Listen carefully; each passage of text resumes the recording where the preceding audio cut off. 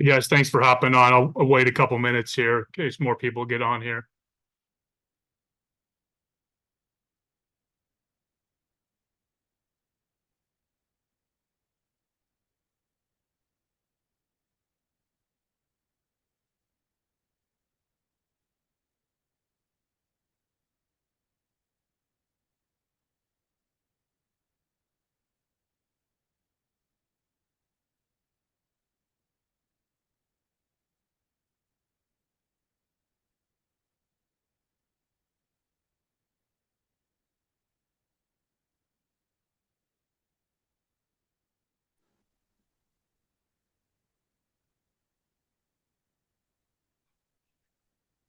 Left.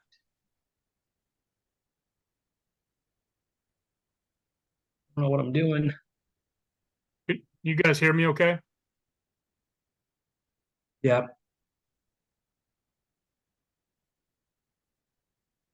Gonna wait about one more minute in case somebody else jumps in here. Leave.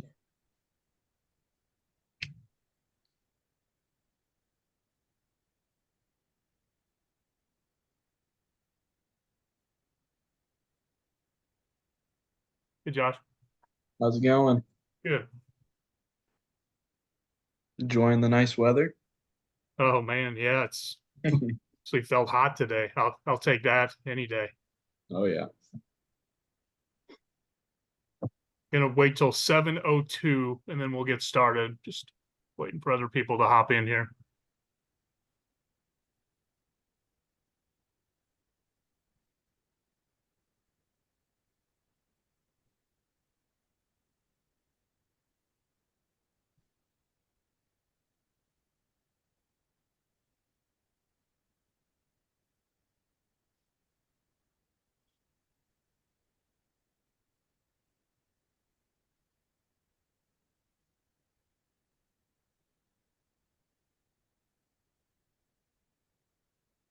Sit outside.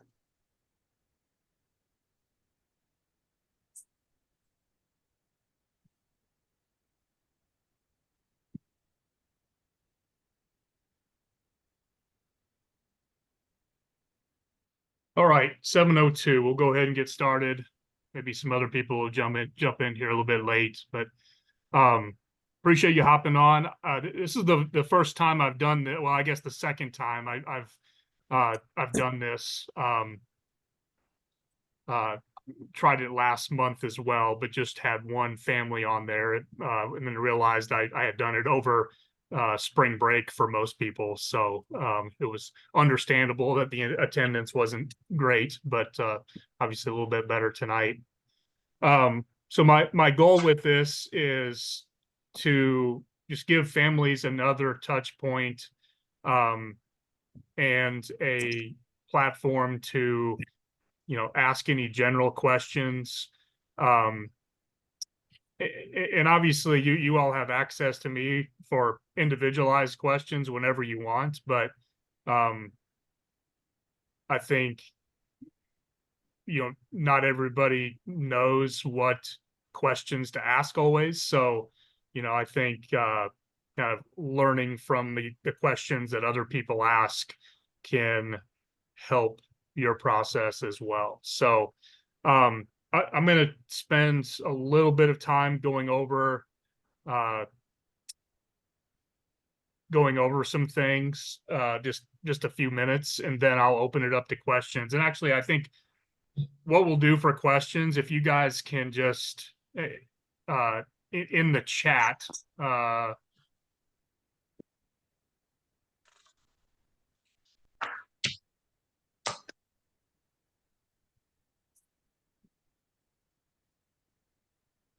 so yeah, in the chat, if you have any questions, go ahead and type those in. If you came in with any, go ahead and type them in now. If you think of some while I'm um, talking, feel free to put them in there at any time. So um, yeah, rather than you know have people speaking over each other, I'll just if you throw your question in the chat, and then I'll answer it as best I can.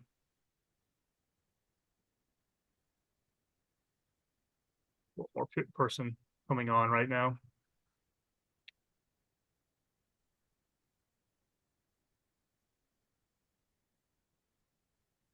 All right, so I'm going to share my screen.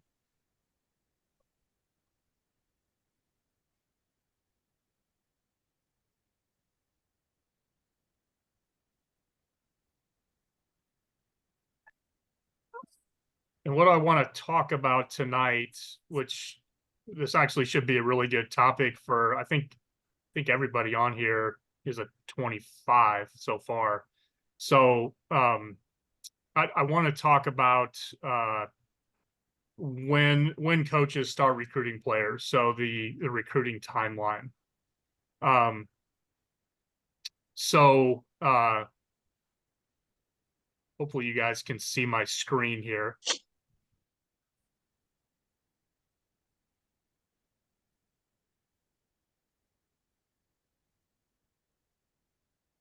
All right, so understanding the recruiting timelines for the various levels of college baseball is really important, because it helps us determine like what action steps are necessary when. Okay, so typically D1s, they will start scouting players during their freshman and sophomore years.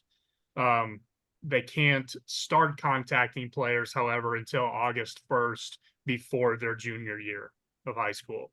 Okay, that was a rule change just a couple years ago that to kind of curtail some of the very early recruiting that was going on. So you're going to see, because of that rule change, we're seeing less, eighth graders, freshmen commit to colleges. However, D1 certainly scout players during their freshman and sophomore years because they need to know who they want to contact on August 1st. Now, D1s will continue recruiting players, well beyond that date. Okay, that's just really on that date, they're probably contacting their very, very top recruits. Okay, so, but there will still be D1s recruiting players all the way up until fall of the senior year. If we have you evaluated as a D1 player and you haven't gotten a ton of contact yet, it doesn't mean that it's completely out of the question that a D1 won't eventually show interest.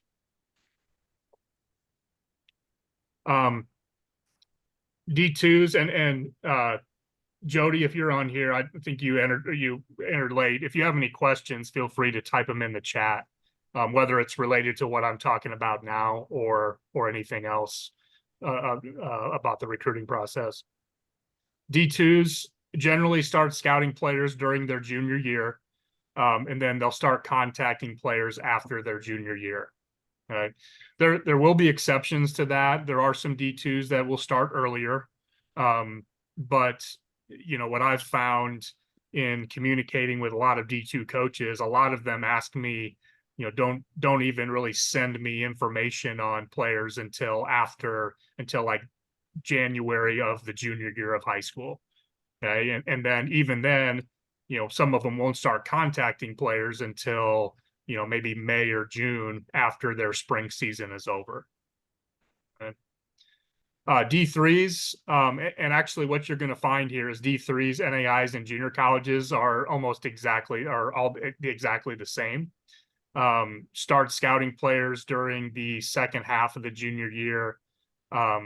Start contacting players after the junior year, typically like summer after the junior year.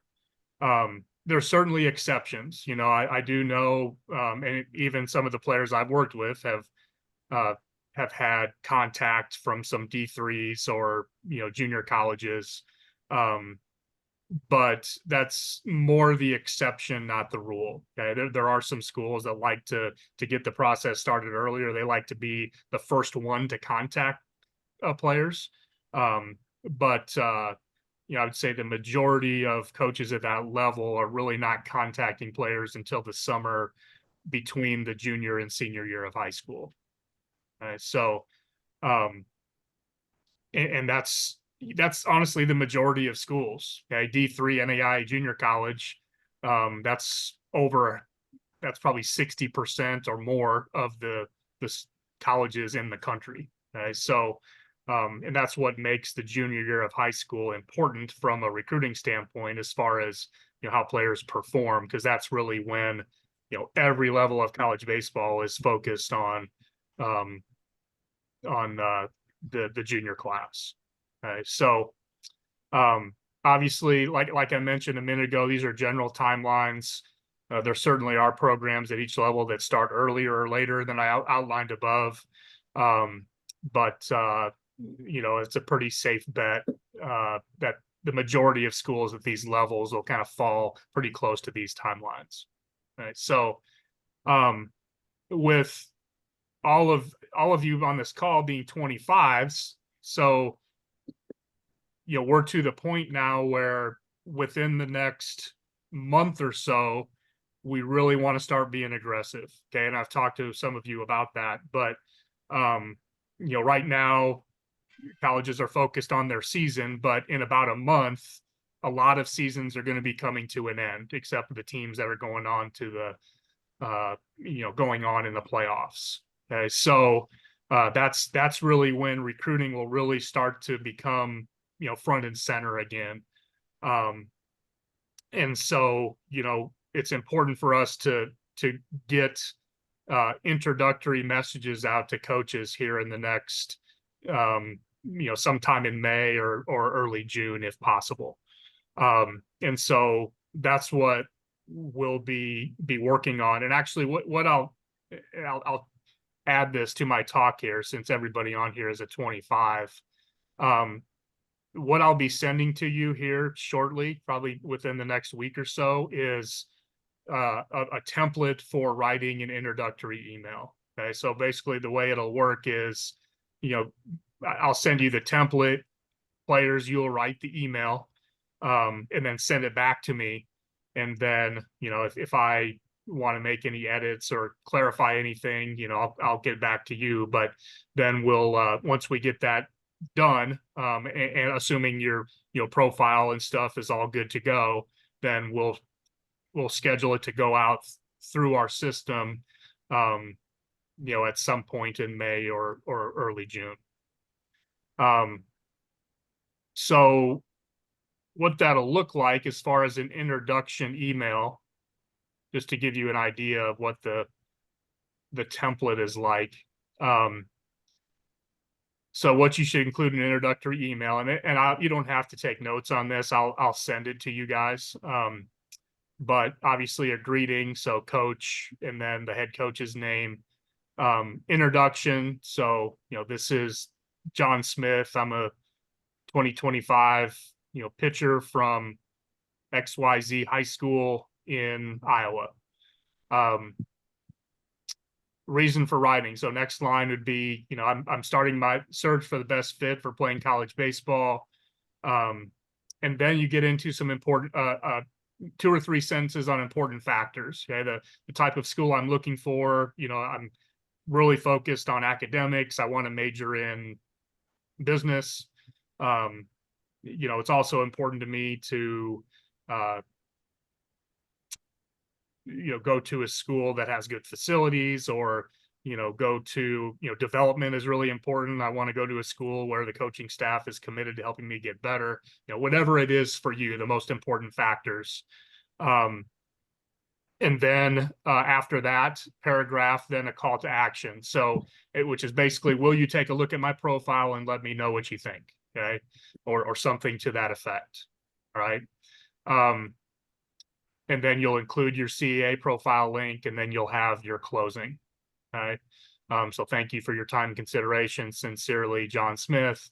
And then I'd include a PS with like names, emails, and cell numbers of references. So coaches, you can put me on there as well.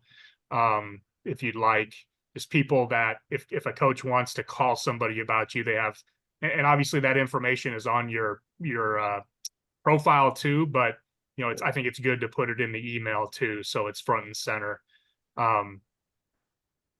One thing you won't notice on here, and this is something I've kind of changed just in something I've learned doing this for over 2.5 years, is trying to shorten the emails up. So I used to have paragraphs in here about, hey, these are all my metrics and these are all my stats, and the emails got extremely long. And feedback we've gotten from college coaches is that, since that kind of stuff, the metrics and stuff are all on the profile, it doesn't necessarily need to be in the email.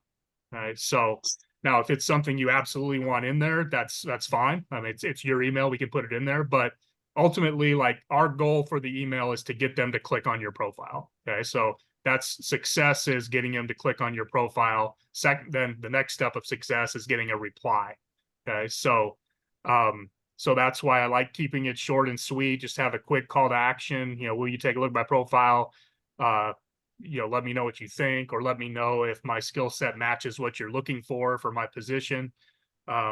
Link, and that's it. Okay. So again, I'll send you that along with, I also have some specific, like, written out emails, templates that I'll send to you, just generic ones that, will help you as you're writing your message as well. All right, so that's all I wanted to cover, and I'll go ahead and open it up to questions. And again, just type them in the chat if you have any.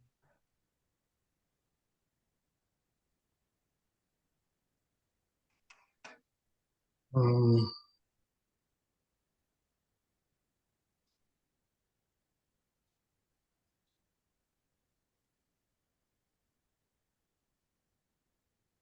mm,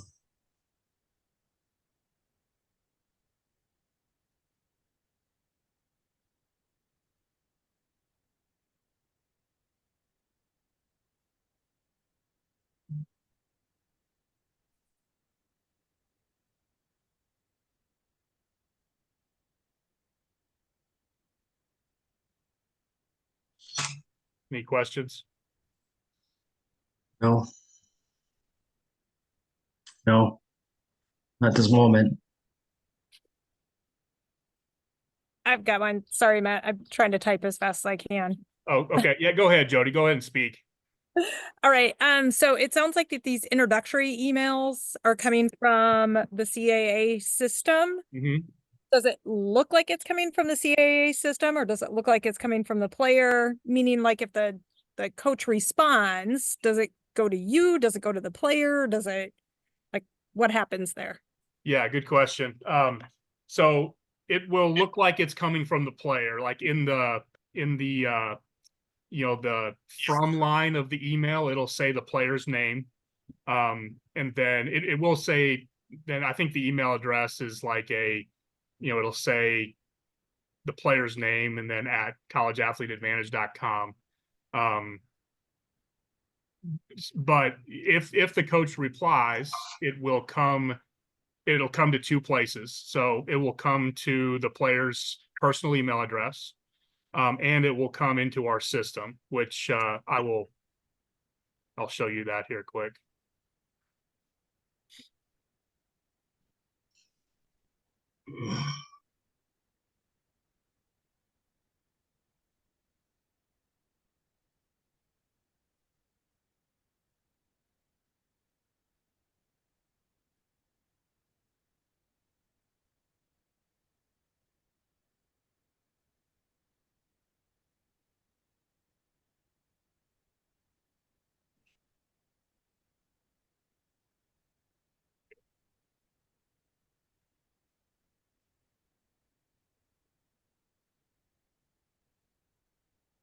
So on the player dashboard, there's a communication log, and any email response from the company emails will show up in here as well. And so, for example, for this player, let's see.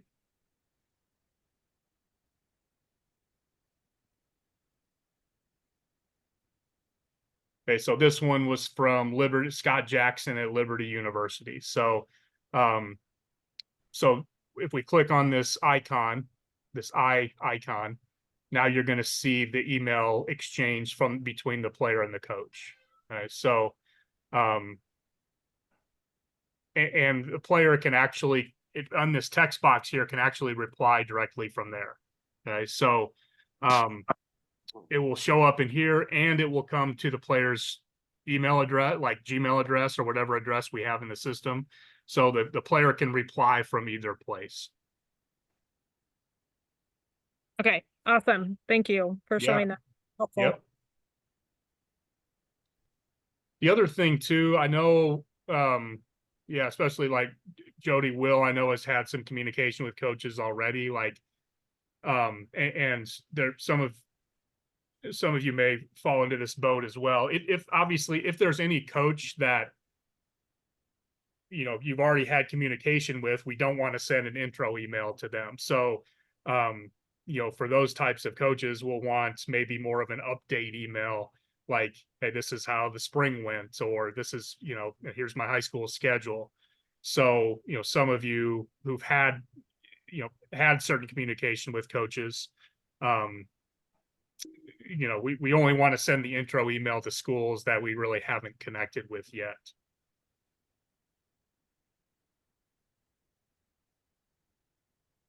What other? Yeah, since we only have 4 other people on here, feel free to just speak if you have questions. You need to put it in the chat. Hmm.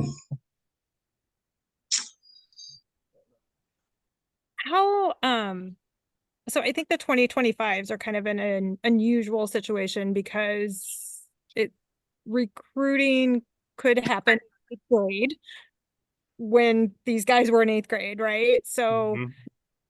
are some of these teams already full for 2025 roster? So it becomes a little bit more challenging versus, you know, like, oh, this is the first time you can contact me.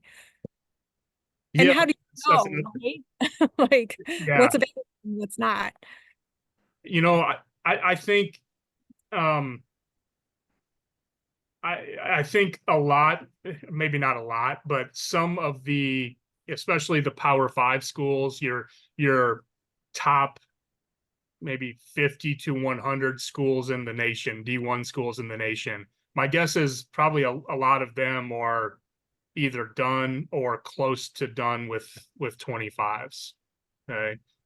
That may be a little bit too much. You know, maybe the top 20 to 25. Right. But you know, there are, I would say the majority of D1s and definitely D2, D3, NAI junior college are not even close to done with 25s yet. But as far as those elites, you know, your LSUs, your Vanderbilts, like those are the types of schools that are pretty probably pretty close or done with 25s. The one caveat to that though is you know, a lot of those schools are going because they're recruiting such good players. A lot of them are going to lose some of those players to the MLB draft. Okay. You know, like I saw Joey Oki throw at from Centennial today, throw at a spring league game, and he was throwing 96. So, you know, wouldn't surprise me at all if he gets drafted and then, you know, he's committed to Iowa. So will he, you know, if he goes to the draft, then that's a spot that opens up for, you know, another 25. So there actually is a recruiting window, and this wouldn't just apply to D1s. It really applies to every level. After the season, teams are going to lose players that they didn't expect to lose. Okay, whether it's from the draft or maybe it's a current player that decided to transfer or quit. So there is kind of a really late window for seniors that opens up probably in late May through June. Now, you don't necessarily want to count on that, but you know, that is a window where, you know, I've seen it before where you've had a player that was committed to a junior college or a D3, and then, there was they got a lot better throughout the course of their senior year, and then, a D1 jumped on them late because they had a spot open up. So that happens every year.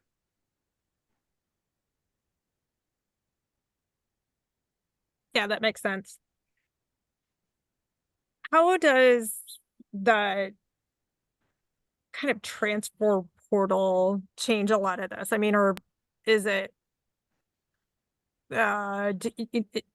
is there benefits in looking at some of these lower level schools getting some playing time on the field and then moving around, or is that it's still kind of TBD, right? Like everybody's still trying to figure that thing out.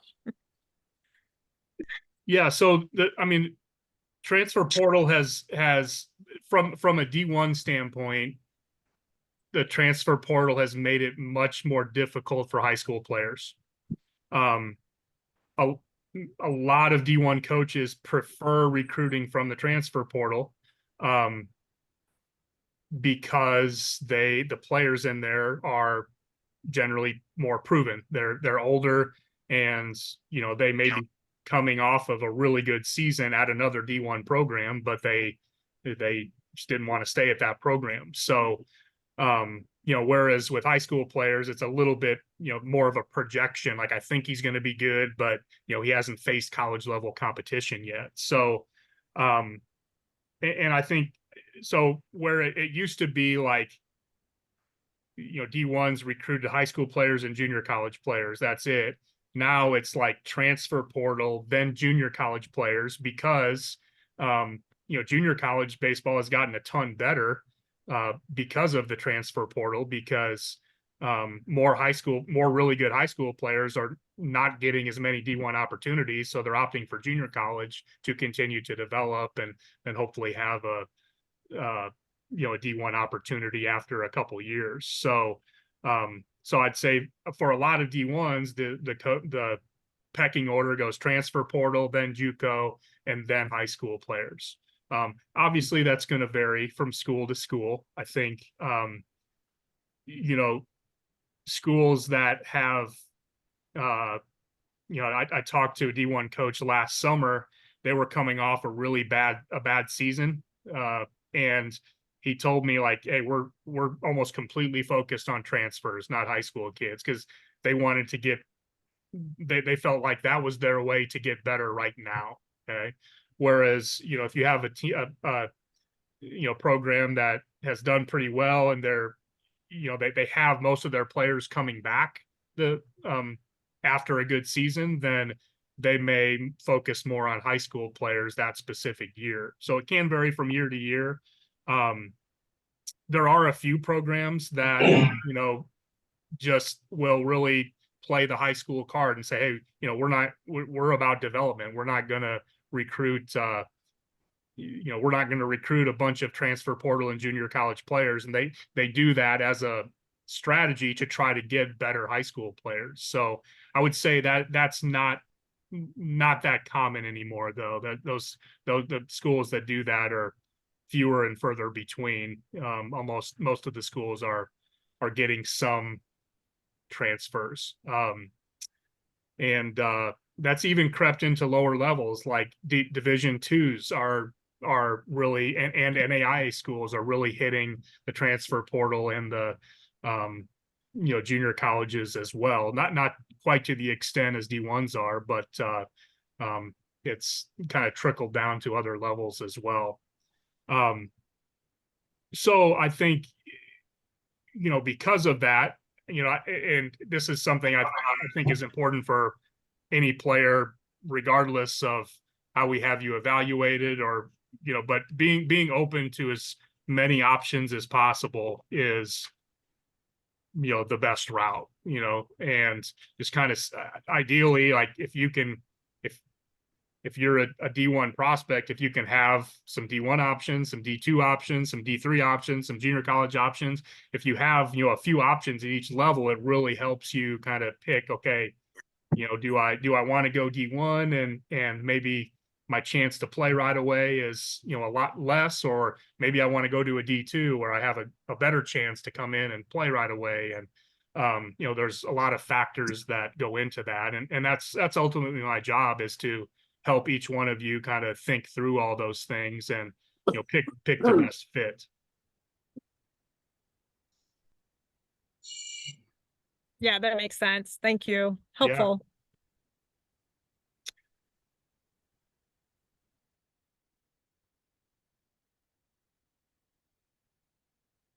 Another thing I want to touch on too, just kind of piggybacking off Jody's first question, she asked about where the company emails come from. The intro emails come from our system, and the benefit to that is we can track the analytics on it. We can see who's clicking on it, and we're able to hit a lot of schools quickly. The downside to that is it's more, we're not able to personalize it to every single school. Okay. So keep in mind that is only one strategy that we use for reaching out to players. So we'll do the intro email, but then as we go through the summer, and into the fall, like, I will, coach the players on how to send more personalized emails through their email address. I'll be reaching out to coaches for players as well. I'll be for some of you, if you're wanting to go to another part of the country, I might be utilizing some of our other advisors and their networks, and if it's a part of the country that I personally am not as connected with. We just launched a new app for college coaches to use where they can kind of filter based on their needs and see players that pop up. And then, social media, like, teaching the players like how to use social media to their benefit. So a lot of different ways we're going to try to get your information out to college coaches as we go through the summer, to see, who has interest and what options you have. So that intro email is just a starting point.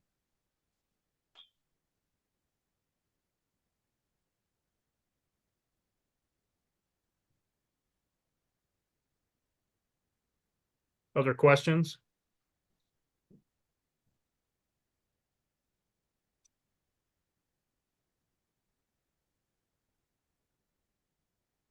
Thanks for doing this, Matt, to get us up to speed. I appreciate it.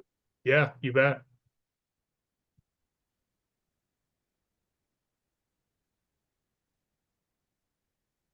Yeah, great. Definitely helpful. Thank you. Yeah, you bet. So my plan is to do this once a month.